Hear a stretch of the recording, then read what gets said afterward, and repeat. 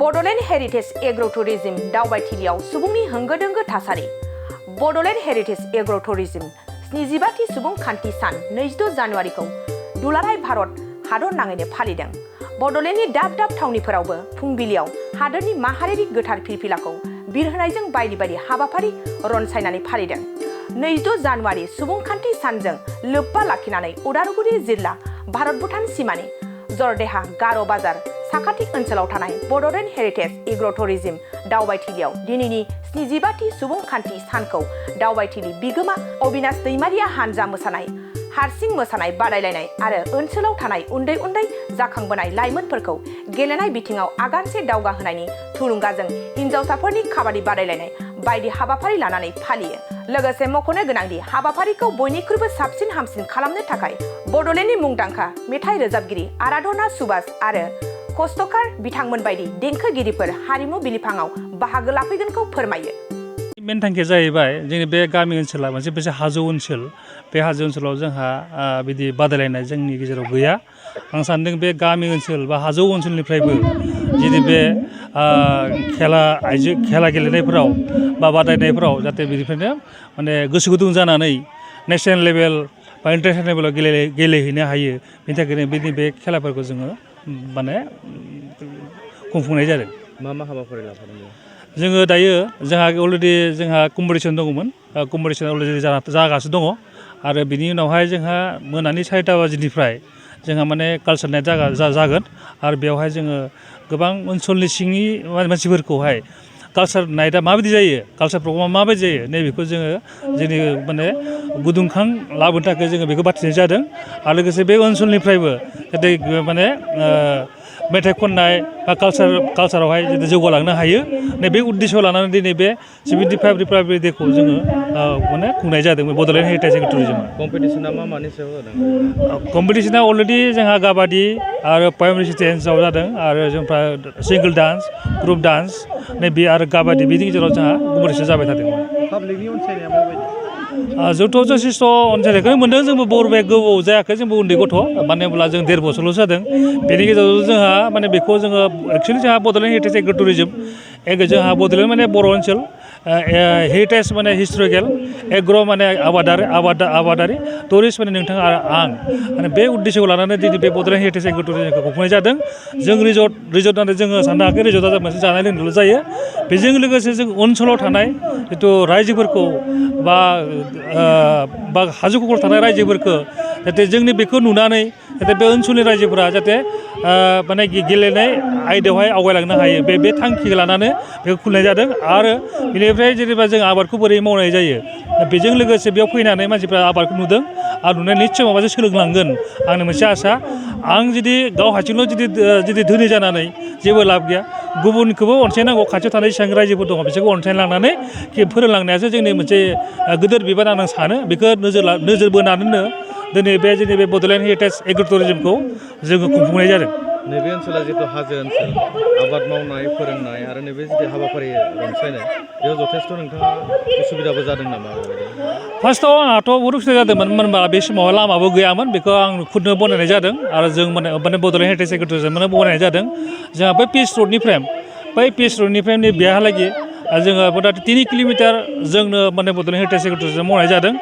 आसा खालामो जों सरकारनिसिम जाहाथे बेखौ नोजोर बोनानै लामाफोरखौ जुदि बानायना होयोब्ला खोब मोजां जागोन आरो जोंनिल' लाब जाया, बेयाव बड'लेण्ड ओनसोलनि आरो आसाम ओनसोलनिनो बेनिफिट जागोन। आरो नुनो मोननायावबोला आं खोनानो मोननायावहाय जोंनि बे नर्थ इस्टआव दिनैसिम बिदि एग्र' टुरिज्मखौ गैया। बेनिखायनो आं सानदों बे गिबि होननानै आं सानो आरो दोङोबो जानोबो हागौ, आंनि मिथिनायाव गैथ'आ बर्थमान। बेनिखायनो आं सानो टुरिज्मआ जोंनि मोनसे जोंनि रांखान्थि जौगानायाव गोबां खामानि होगोन होननानै आं सानो।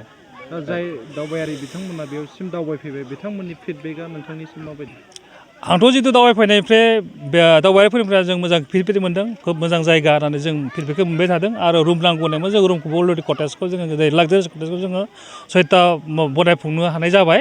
आरो बेयाव बयबो थानोबो हागोन आरो बारा बरबेक नङा दायो जोंहा 2000ल' पार नाइटआवहाय बिदिनो जोङो बेबस्था खालामनाय जादों मा मा सुबिदा दङ नैबे नोंथांनि बेवहाय सुबिदाया नोंहा double room single room latrine bathroom माने एटाच दंजोबो आरो ओमफ्राय जानाय लोंनाय बेयाव दंजोबो गासिबो दङ होननानै आं गथ'फोरनि गेलेनाय बायदिसिना गथ'नि गेलेफोरनायबो बेफोरबायदि आइजा मुलाम्फाबो दं आरो बिबार बारिफोर दङ आरो मेना जोंहा बेवहाय खेथिसो माने हाजोनि मोनसे फ्रेस मोनसे बारखौ बेवहाय हाजोनि मोनसे फ्रेस बारखौबो जोंनि बे ओनसोलावहाय मोननो हायो मानो होनब्ला बेवहाय मोनसे नेचारेल दङ बेवहाय नों फ्रेसखौ मोननो हायो नोंथांनि नैबे हाबाफारियाव दिनैनि बे हाबाफारियाव सोरबाफोर मदद नोंथांजों खालामदों नामा दिनैसिम बिदि मदद खालामनाय जायाखै आं जोंनो माने खालामनाय जादों जोङो 15 आगस्टआवबो खालामनाय जायो आरो नैबे 26 रिपाब्लिक डेआवहाय जों एबाराव फार्स्ट खालामनाय जादों आरो जोङो नेक्स्ट देग्लायबो सानबावदों 15 आगस्टआव जोङो एसे मोजाङैनो आरो खालामबावगोन होननानै सानदों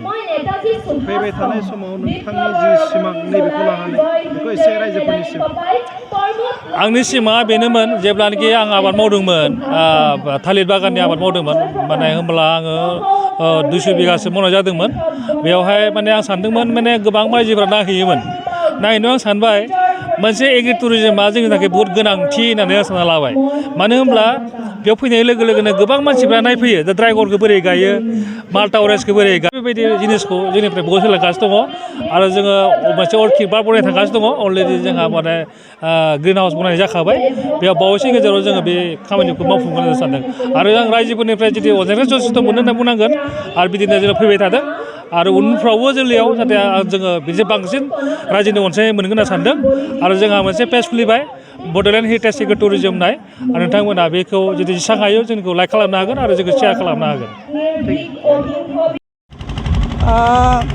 नैबे जिथु जरदेहा नैबे एरियायावहाय फैनानै जिथु बड'लेण्ड एग्र' टुरिजमावहाय फैनानै आं बहुद मोजां मोनदों आरो जोंहा बुंनो थाङोब्ला जोंहा न'निनो असे अबिनाशआ जोंनिनो न'निनो असे जायो आरो आङो बेयाव माने काबादि टीम मोननै लानानै फैदोंमोन नाथाय मा बुंनो आंनि जिथु टीम लाबोनाय बियो माने कम्पिटिसनाव माने देरहानो हायासै बेनिखायनो एसे दुखु दोङो थेवब्लाबो जोङो माने जि टीम मोनसे देरहाबाय बिसोरबो जाहाथे जोंनिनो खाथि खालानिनो गथ'फोर जाहाथे बिथांमोनाबो जाहाथे भबिष्यतआव जाहाथे गोदो टीम खालामनो हायो आरो भबिष्यत इन्टारनेसनेल जुदि गेलेलांनो हायोब्ला जोंबो मोजां दोङो आरो आंबो सासे ससियेल वार्कारानो आंबो खाथिनिनो बिनिखायनो आंबो बेबायदि खामानियाव माने लोब्बा होदों आरो जोंहा नैबे जिथु जोंहा पार्क खुलिदों जिथु अबिनाश दैमारि बिथांनि पार्कआ बहुत समायना जोंहा हाजो खाथियावनो दोङो जुदि सोरबाफोर बेयाव बेरायनो फैयोब्ला बेरायनो फैजागोन माने बहुत समायना आरो जोंहा जिथु उदालगुरि डिस्ट्रिक्टनि जिथु उत्तर साइड हाजो दोङो बिथिंनो बे लामाया फैनो हागोन बयखौबो आं खावलायदों जाहाथे बेयाव नायनो फैगोन आरो जोंहा बेबायदिनो बोसोरकिया माने 26 जानुवारि जिथु 75 डे बेखौ फालिनाय जायो बेनिखायनो जोंहा फैगौ बोसोरावबो जोंहा माने बेबायदि प्रग्रामखौ खुंनाय जागोन आरो सोरबाफोर जुदि बाहागो लानोब्ला बेबायदिनो हाबाफारियाव माने बाहागो लानो हागोन बेसिम दिनैनि जे हाबाफारि अबिनाश दैमारिया बेयाव अर्गानाइज खालामबाय बेनि सोमोन्दै मा बुंगोन माबायदि जोंहा जिथु अबिनाश बिथाङा जिथु बेयाव अर्गानाइज खालामदों बियो मोजां खालामदों माने जोंहा जिथु जोंनि एरियाया माने गोग्लैसोनाय एरिया बेयाव बहुद गथ'फोर दोङो स्टुडेन्टफोर दोङो नाथाय जोंहा माने जिथु गोग्लैसोनाय एरिया माने खेला दुला बा मोसानाय दामनाय देनाय बिनि फारसे माने गोग्लैसोनानै थानाय बिनिखायनो जोंहा अबिनाश दैमारिया बिराद मोजां खामानि मावदों जिथु जोंहा भबिष्यत गथ' गथायखौ नायनानै माने उनाव जाहाथे गावनि जिथु थांना थानाय जिथु माने खामानि बेखौ बे अबिनाशनि जुगिदि माने आङो भबिष्यतखौ आङो नुहुरदों गथ' गथायनि जुगिदि आरो बेजों जोंबो न'खरनि जानानै जोंबो हेल्प खालामगोन जोंबो लोगोसे दोङो बिथांदों बेबायदिनो जोङो एवारनेस प्रग्रामफोराव जोङो माने बाहागो जोङो होगासिनो दोङो आरो उनावबो जोङो बेबायदिनो एवारनेस प्रग्रामाव जों अबिनाश दैमारिजों हेल्प खालामगोन आरो जोंहा जिथु जोंनि थाखाय जानाय लोंनाय बेबायदि लाहार फाहार खालामबाय बिनि थाखाय आं अबिनाश दैमारि जिथु बेखायनो आं हामबाय होनदों आरो পক্ষণত আজিৰ এটা বিশেষ দিন আমি সকলোৱে জানো আজি গণতন্ত্ৰ দিৱস গণতন্ত্ৰ দিৱসৰ সকলোকে শুভেচ্ছা জনালোঁ। আজি এই আমাৰ ভাৰত ভূটান সীমান্তৰ হিমালয়ৰ পাৰদেশত এটি খুব ধুনীয়া সুন্দৰ এখন ৰিজৰ্ট, আৰু এই ৰিজৰ্টখনৰ নাম হৈছে বড়োলেণ্ড এগ্ৰ' হেৰিটেজ টুৰিজম। তো বিশেষকৈ এগ্ৰিকালচাৰ ছেক্টৰটোক লৈ পেলাই আমাৰ এই ওদালগুৰিৰ নিচিনা পিছপৰা এটা অঞ্চলত টুৰিজিম ছেক্টৰক লৈ পেলাই যে আমি মানে আমাৰ ইয়াত যিটো টুৰিজিম ছেক্টৰক লৈ পেলাই আমি কৰিবলগীয়া বহুখিনি কাম আছে। তো তেনেকুৱা এটা ইনিচিয়েটিভ ৰিজৰ্ট এখন গঢ় লৈ উঠিছে ইয়াত। খুব ধুনীয়া ইয়াত আপোনাৰ খেলিবলৈ কিডছবিলাকৰ কাৰণে কিডছ পাৰ্ক বনোৱা গৈছে, আৰু ফেমিলি আহি পেলাই ইয়াত ফুৰিবলৈ খুব সুন্দৰ এটা পৰিৱেশৰ সৃষ্টি কৰিছে। খুবেই ভাল লাগিছে ইয়াত। ধন্যবাদ। আজিৰ বিশেষ কাৰ্যক্ৰম ৰাখিছে, কিছুমান কম্পিটিশ্যন ৰাখিছে, বিশেষকৈ আমাৰ ওদালগুৰি নগৰ অঞ্চলৰ পৰা শিক্ষানুষ্ঠানবিলাকক জড়িত কৰাইছে আজিৰ এই অনুষ্ঠানত। Kabaddi competitions, single dance competitions, group dance competition, তেনেকুৱা ধৰণৰ কম্পিটিশ্যনছবিলাক ইয়াত আয়োজন হৈ আছে বৰ্তমান। ইয়াৰ পাছত আকৌ কালচাৰেল শ্ব' আছে। খুব ধুনীয়া এটা পৰিৱেশ, ভাল লাগিছে। ধন্যবাদ। এনভাইৰনমেণ্ট খুবেই ধুনীয়া, মানে একদম ফ্ৰেছ এয়াৰ, মানে ক্লাইমেটৰ লগত যিটো মানে ইয়াত এটা পৰিৱেশ সৃষ্টি হৈছে, য'ত নেকি কোনো পলিউশ্যন নাই, পলিউশ্যন ফ্ৰী এৰিয়া। আহিবলৈ খুব ভাল পাব মানুহবিলাকে। তো ইয়াত আহিব লাগে, সেইটোৱে কামনা কৰোঁ। ধন্যবাদ। क'क्राझार सहरनि साखाथि थिथागुरियाव थानाय मानास पाब्लिक स्कुला 2024-25 सोलोंथाइ बोसोरनि गोदान मुं थिसननाया सोलिगासिनो। थिथागुरियाव थानाय इंराजि बिजोंनि मानास पाब्लिक स्कुलाव दासान्दि नार्सारिनिफ्राय 8 थाखोसिम गोदानै मुं थिसननाया सोलिगासिनो। बे फरायसालियाव गुनगोनां सोलोंथाइ होनायजों लोगोसे फरायसाफोरनि थाखाय दं मोजां खाबुफोर। थाखो फोरोंथायनि अनगायैबो yoga classes, basic computer education, English speaking skill, maths and science projecting, highly experience faculty आरो स्मार्ट क्लासेसनि खाबुफोर दं।